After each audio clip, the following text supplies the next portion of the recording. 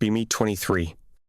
Sociology, PhD, and men's behavior researcher, spent years in academia studying modern male relationship patterns, particularly fascinated by men who rejected traditional partnerships, published papers on male commitment avoidance, contemporary masculine identity and relationship resistance, the psychology of male emotional withdrawal, understanding commitment phobia in millennial men, built academic reputation on this research. Colleagues respected my work. Students found it illuminating. Women in my studies resonated deeply, had experienced men who seemed afraid of depth of commitment, of real connection. Men who chose isolation over intimacy always approached this as pathology, something wrong with modern masculinity. Socialization that prevented authentic bonding, cultural messaging about independence, fear of vulnerability disguised as preference, never questioned this fundamental assumption that men who stayed single were avoiding something rather than choosing something. Everything changed with new Research Grant University funded large-scale study of deliberately single men over 30 plants. Not involuntarily single, not men who struggled with dating, but men who actively chose solo life after experiencing relationships. My hypothesis was clear. These men had unresolved trauma, childhood attachment disruptions, previous relationship wounds, psychological barriers to intimacy that therapeutic intervention could address, applied for funding to help these men overcome their relationship avoidance. Grant approved $200.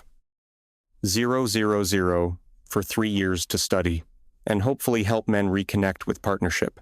Started recruitment process, posted in men's forums and social media, looking for men over 30, single by deliberate choice after previous serious relationships. Willing to do in-depth interviews. Expected maybe 100 responses. Got flooded with 847 volunteers. Far exceeded expectations. Had to create selection criteria. Chose 60 for primary interview pool. Divers âges 30 et un tout 58. Various careers and backgrounds. Different parts of country. Only commonality. Chose single life after trying partnerships.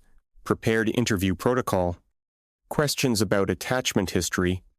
Childhood relationship models. Past relationship traumas. Current emotional struggles. Barriers to intimacy, all designed to uncover pathology. First interview didn't go as planned. Subject was 35. Worked in software. Well-adjusted. Articulate. Friendly. Had 3 serious relationships. Longest 4 years. Been single by choice for 5 years. Started with attachment questions. His childhood was normal. Loving parents. Good relationship models growing up. No obvious trauma or disruption. Moved to relationship history. Tell me about your past relationships. He was thoughtful. They were fine. Mostly good women. No major issues. Just exhausting. Exhausting. How? Constant émotionnel maintenance. Managing her feelings. Always being evaluated. Walking on eggshells. Trying to be what she needed. Never quite succeeding. Asked about current life. Now it's peaceful. I wake up. Do my work. Spend time as I choose. No one's upset with me. No one needs anything from me. No one's disappointed in me. Just peace. This wasn't matching my framework. Pushed on potential loneliness. Don't you miss companionship? He smiled slightly. Sometimes briefly. But then I remember the anxiety, the constant effort, the feeling of inadequacy, and I'm good alone. Pressed further on social isolation. What about your social needs? I have friends. Good ones. Close relationship with family. Active in hobby communities. I'm not isolated. I'm just not romantically partnered. This was concerning. He seemed content, well-adjusted. Socially connected. No obvious dysfunction. Not fitting the pathology model. Second interview. Similar pattern. Subject was 39. High school teacher. Divorced after 10-year marriage. Single for 6 years since. Zero interest in dating again. Asked about the divorce. It was amicable enough. No infidelity. No drama. Just realized I was exhausted. What caused exhaustion? Everything was work. Loading dishwasher her way. Folding laundry correctly. Communicating right. Expressing emotions appropriately. Nothing I did naturally was right. He looked almost relieved, discussing it. Now I do everything my way. No one corrects me. No one's disappointed. No one needs me to be different. It's liberating. Asked about missing partnership. I have partnership with colleagues, friends, family. What I don't have is romantic partner constantly telling me I'm not enough. I don't miss that part. Again, not trop ma réponse. Just preference based on experience. Rational cost-benefit calculation, where costs had exceeded benefits. Third, fourth, fifth interviews. Same themes kept emerging. Peaceful. Content. Relieved. These weren't broken men. They were men who'd opted out of something they found detrimental. By interview 15, couldn't ignore pattern. None showed attachment pathology. None had obvious trauma. None seemed particularly damaged. They were just done. Done with criticism. Done with inadequacy. Done with walking on eggshells. Done with constant emotional labor, and they were happy about it. Started asking different questions. Abandoned pathology framework. Asked instead about satisfaction. Rate your life satisfaction 1 to 10. Average for these men 8. R.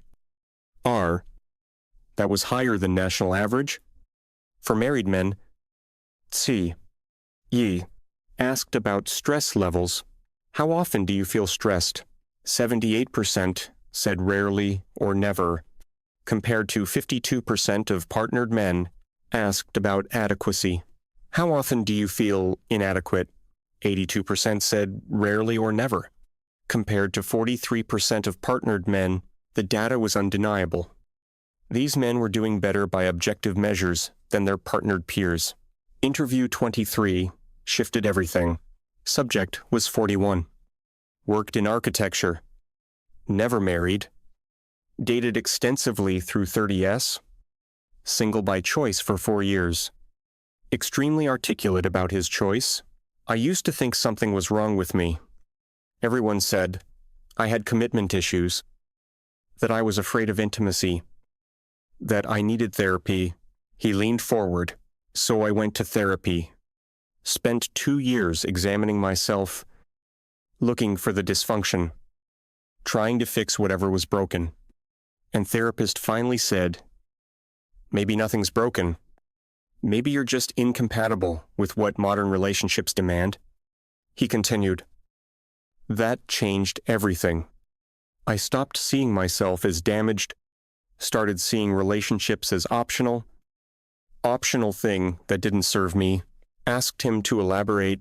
I'm successful at work, good at my job, respected, have great friendships, close family relationships, active in my community. In every context, I'm competent. He paused. Except romantic relationships. There I'm constantly inadequate no matter what I do. So I asked, is it me or is it the context? What did he conclude? It's the context. Modern romantic relationships demandent impossible contradiction. Be present but not clingy. Successful but always available. Strong but emotionally vulnerable. Lead but defer to her. Confident but accommodating. No one can be all those things. His analysis was sophisticated, not defensive or bitter. Just clear-read assessment. That relationship demands were fundamentally contradictory, and he chose not to meet them. How do you feel about that choice? He smiled genuinely. Peaceful. For first time in adult life, I feel at peace with myself, not constantly striving to meet impossible standards, just living contentedly. This interview fundamentally challenged my entire research premise. These weren't men avoiding intimacy. They were men who'd experienced it, found it incompatible with well-being, made rational choice to opt out, brought concerns to research supervisor, explained what I was finding. Men reporting high satisfaction, peace, and contentment in singlehood. Rational choice, not pathology. She was skeptical. They're probably in denial, defensive about their limitations, keep digging for underlying issues. But there were no underlying issues. Just men who preferred peace over partnership stress. Continued interviews through 60 subjects. Patterns were absolutely consistent. 94% reported being happier, single. 91% said relationships were net negative. 87% described feeling criticized constantly when partnered. 89% felt inadequate in relationships. 85% felt peaceful, being single. Only 15% would consider dating. Those had extensive conditions started supplementary interviews with women who knew these men. Partners, friends, family members. To get outside perspective, ex-partners were revealing he just gave up, wouldn't work on the relationship, too lazy for emotional growth, couldn't handle real intimacy. None considered possibility that men had evaluated situation and rationally chosen exit. Female friends were different. He seems happy. Honestly, more relaxed than when dating. I worried at first, but he's genuinely content. Family members varied. Mothers worried most. I want grandchildren. I want him settled. Something must be wrong. Siblings were more accepting. He's good. Just different path. Not everyone needs partnership. He's figured that out. Interviewed relationship therapists about single male clients. Most maintain pathology view, avoid and detachment style, fear of intimacy, unresolved childhood issues, need extensive therapy. One older male therapist differed. I see a lot of these men. Usually someone else sends the mother. Ex-partner. Friend. Saying they need help. He continued. But when I assess them, null depression. No anxiety. Functioning well in life. Happy with their choices. Who am I to pathize contentment? This validated my emerging view, started comprehensive survey, recruited 400 men online, âge 25 to 60, mix of single and partnered. Detailed satisfaction measures, results were striking. Men in relationships reported 68% frequent stress about partner, 61% felt criticized regularly, 54% felt inadequate often, 51% walked on eggshells, but 73% valued companionship. Men single by choice reported 81% low stress levels, 84% felt at peace, 78% felt adequate as they were, 88% felt authentic, only 31% missed companionship. Partnered men had higher rates of anxiety, depression, stress-related illness. Single men by choice had lower rates of all stress-related conditions, plus higher life satisfaction scores, better sleep quality, more time for health and fitness. The data was overwhelming. Being single was objectively better for these men's well-being. Wrote up preliminary findings, submitted to Sociology Journal, choosing solitude, male life satisfaction, and deliberate singlehood. Peer review was contentious. Reviewer 1, fascinating research. Publish. Reviewer 2, dangerous implications. Reject. Reviewer 3, needs reframing around pathology. Editors sided with publication with revisions. Article came out 6 months later. Response was immediate. Academic feminists attacked it. Research validates male avoidance. dangerous message for women, blaming women for male dysfunction, none of which was in the paper, just reported what men said and their measured outcomes. Popular press picked it up. Study shows single men are happier, men choosing peace over partnership. Why modern men are opting out? My inbox exploded. From men, thank you for hearing us. Finally, someone understands. We're not broken. Just done. Hundreds of grateful messages from men who'd been pathized for being content alone. From women, mixed reactions. Some curious, this explains my ex. Some angry, you're encouraging male laziness. Some defensive, so it's women's fault.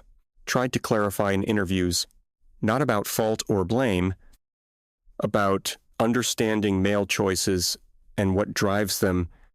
If women want male partners, need to understand male experience. Got invited on podcast. Popular show. Millions of listeners. Host was woman. Immediately skeptical. These men are clearly in denial. Presented the data. Satisfaction score. Health metrics. Peace and contentment measures. But they must be lonely. Actually, most had rich social lives. Friends. Family. Hobbies. Communities. Just no romantic partnership. That's not healthy. Why not if they're happy and functioning? Everyone needs romantic love. Do they, though? What if they need peace more? What if romantic love, as currently practiced, costs them more than it gives? Host had no response. Just kept insisting it must be wrong. Somehow, on some level, these men couldn't actually be content. Did follow-up study 1 year later, contacted all 60 original subjects. Did contentment persist, or was it temporary rebellion? Results were clear. 92% still single, 95% still content with choice, 86%. Even more certain it was right. 4 had entered relationships. 3 already doubting it. Old patterns returning. Starting to feel criticized again. Remembering why I left. 1 was genuinely happy. Asked what made the difference. She's different from others. Accepts me as I am. Doesn't need me to change. Appreciates what I do. Doesn't criticize what I don't. It's peaceful even together. This was crucial insight. Right partner could offer peace, but such partners were rare. Most relationships replicated. Same dynamics, men had fled. Spent 3 years on full study. Total of 215 inches depth interviews. Survey of 4. 800 men. Follow-up data. Partner and family interviews. Therapist perspectives. Health outcome measures. Published comprehensive book. The Peace Paradox. Understanding Male Contentment and Singlehood. Detailed all findings. Direct quotes from interviews. Statistical analysis throughout. Cultural and historical context. Comparison to previous generations. And conclusion. Many found controversial. These men aren't broken. They're responding rationally to cost-benefit analysis where relationships cost more than they provide in peace. Autonomy. Contentment. Book was immediately polarizing. Male readers grateful. My exact experience. Thank you for validating this. Sending to everyone who says I need therapy. Female readers divided. Some understanding. This explains so much. Many hostile, anti-woman propaganda, making excuses for male immaturity. Book tour was revealing, at every event, clear gender split. Women and audience skeptical. Insisted men must be lying about being happy alone. Men and audience relieved. Finally being understood. Having experiences recognized. At Seattle event, woman stood. My ex said exactly this. That he was happier alone. I thought he was being cruel. She paused.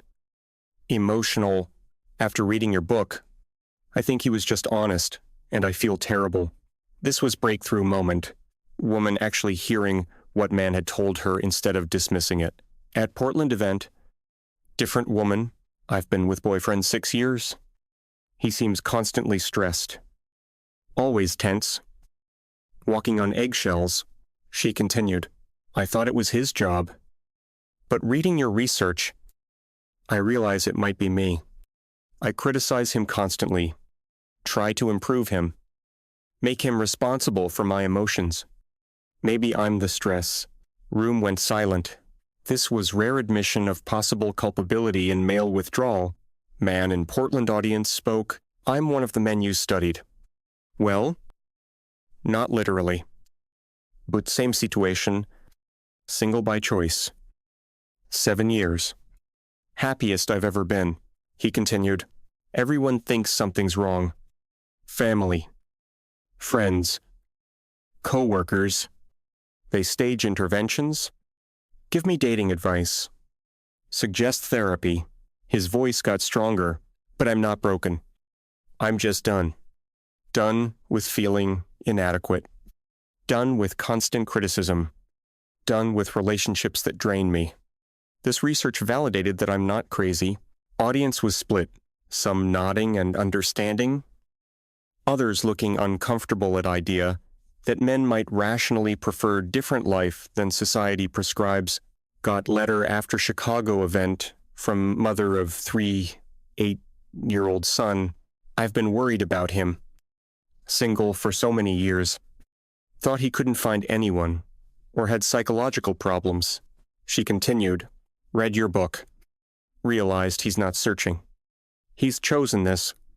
He's happy. I've been the one with problem.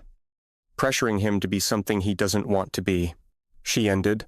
Thank you for helping me see. He's not broken. Just living differently. I can accept that now. These letters kept coming from mothers, sisters, friends, women who knew single men. Starting to accept their choices rather than pathize them.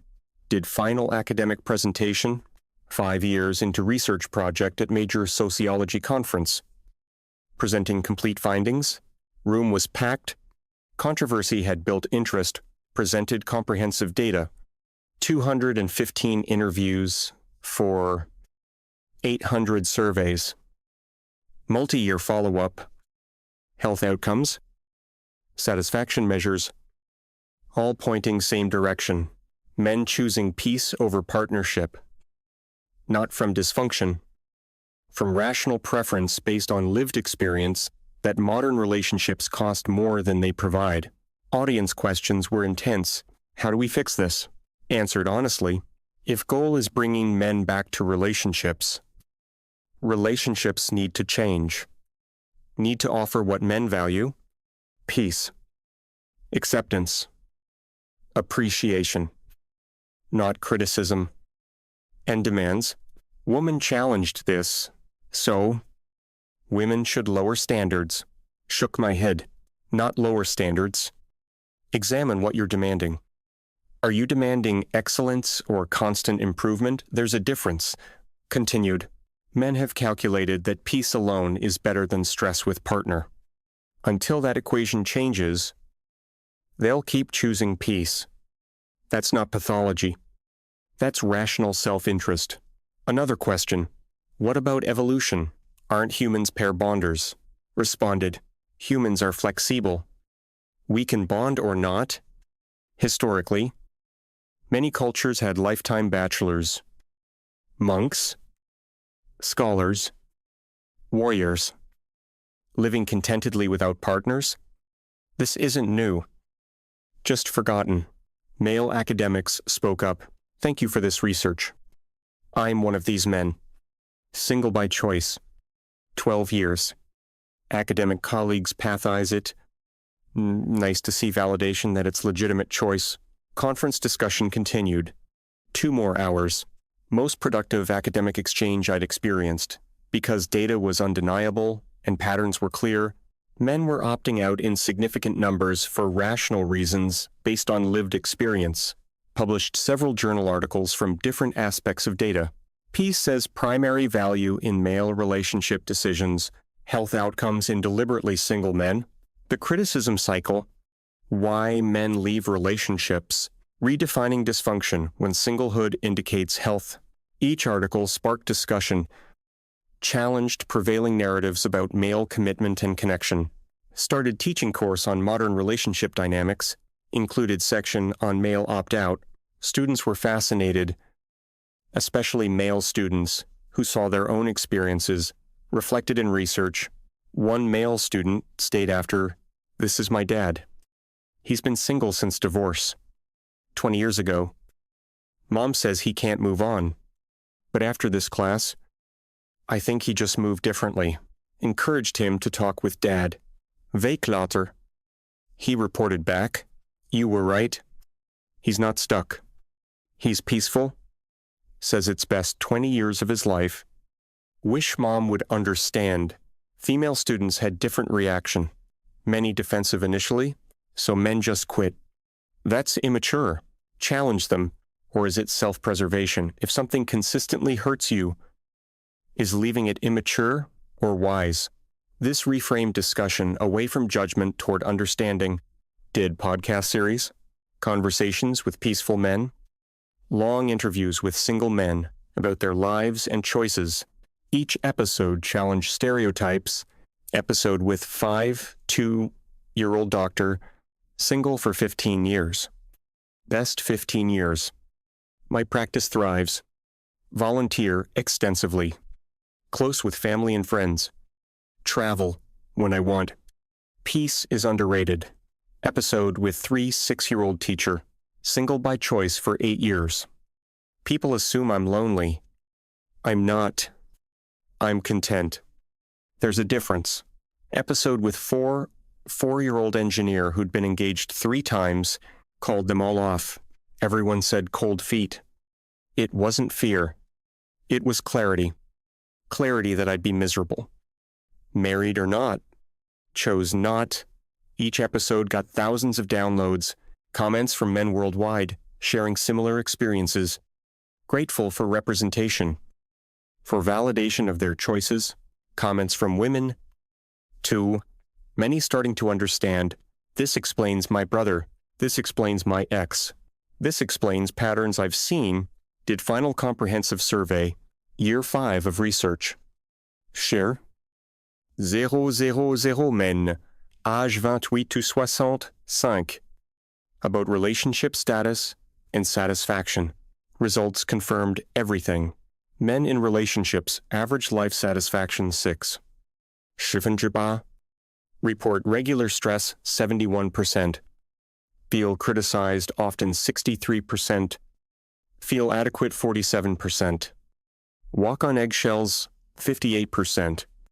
Would stay if single 34%. Men single by choice, average life satisfaction 8. 70%. Report regular stress 22%. Feel criticized often 8%. Feel adequate 81%. Walk on eggshells 3%. Would partner again 19%.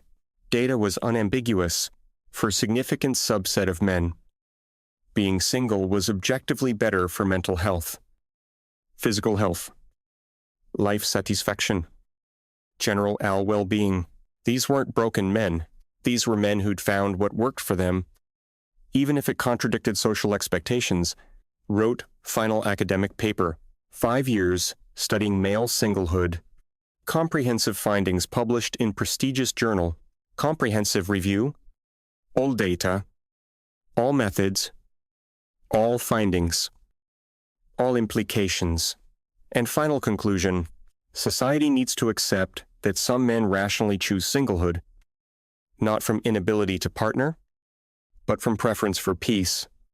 This is legitimate life choice, not dysfunction requiring treatment.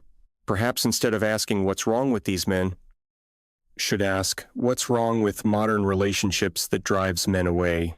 Paper won Research Award from Sociological Association for challenging dominant narratives with rigorous empirical work. At awards ceremony, gave speech. 5 years ago I started this research, convinced these men were broken. Needed help finding partnership. Paused. I was completely wrong. They're not broken. They're not avoiding anything. They're choosing something, peace over stress, contentment over anxiety, authenticity over performance. Continued. The question isn't how do we fix these men, it's how do we create relationships that men actually want, that serve them as much as they're expected to serve others? Concluded. Until we answer that, men will keep choosing peace. And honestly, can we blame them? Standing ovation from audience, both men and women, finally acknowledging what data had shown clearly. Men weren't the problem. Men were responding rationally to impossible situation where relationships demanded more than they provided. In peace, acceptance, contentment. That's what I learned from 5 years studying men who chose peace over partnership. They weren't broken, weren't afraid, weren't dysfunctional, just rational about what served them and what didn't. Modern romantic relationships often didn't, so they opted out, found peace elsewhere. In solitude, hobbies, friendships, in lives built around their own well-being, not constant striving to meet impossible standards. That's not pathology. That's wisdom. Wisdom that more men are acquiring every year as they calculate peace alone. Stress together and choose accordingly. That's the truth. 5 years of research proved conclusively men are choosing peace over partnership, not from dysfunction, from preference based on experience that partnership as currently practiced costs them more than it's worth. Can't say they're wrong, when all evidence shows they're right about what serves them and their well-being. Peace wins every time. Months after the final paper was published, I found myself sitting in my quiet office, staring at the empty corkboard where drafts and data once filled every inch. For years, my world revolved around charts, transcripts, and citations. Now, there was just stillness. Not the heavy kind, the peaceful kind. Maybe that was the irony.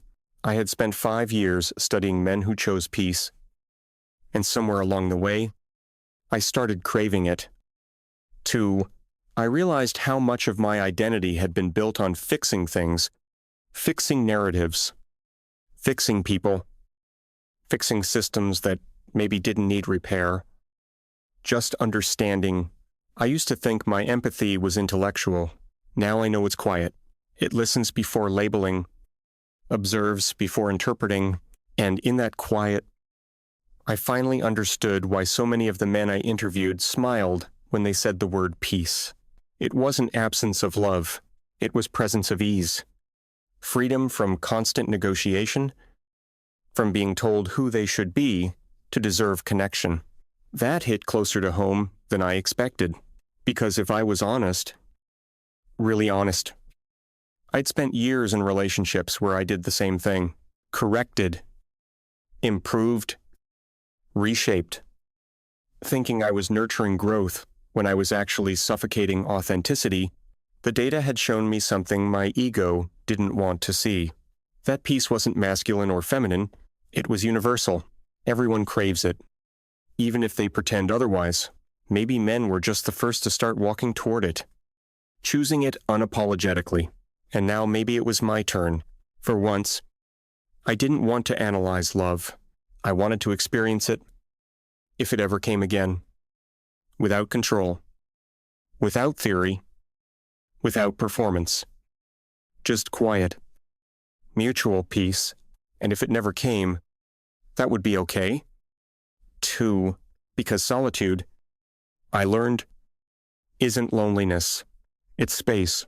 Space to be yourself without correction, to exist without defense, to breathe without demand. 5 years of studying men taught me that, but living it taught me more. Peace isn't just what men chose. It's what I was finally ready to choose. 2. Weeks turned into months, and life outside the research felt strangely simple. No deadlines. No debates. No panels defending conclusions that people didn't want to hear.